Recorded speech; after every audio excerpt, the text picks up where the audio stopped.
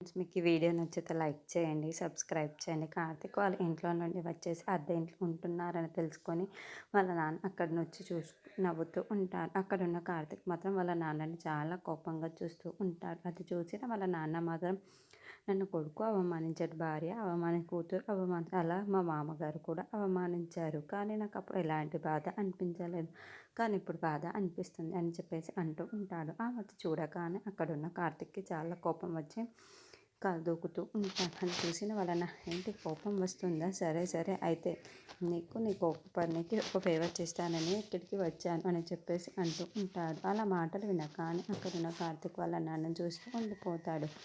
ఏంటంటే నా మొదటి పాయింట్ ఏంటో చెప్పానా, మీరందరూ కలిసి నాకు సారీ చెప్పాలి. అప్పుడు నాకు అవమానించారు కదా, మరి ఆ అవమానాలన్నీ తట్టుకుంటూ ఎలా వచ్చాను కదా, నాకు ఒక సారీ చెప్తే చాలు. అలాగే రెండో పాయింట్ ఏంటంటే మీరందరితో నేను కలిసి ఉండేటట్లు మీరే చూసుకోవాలి.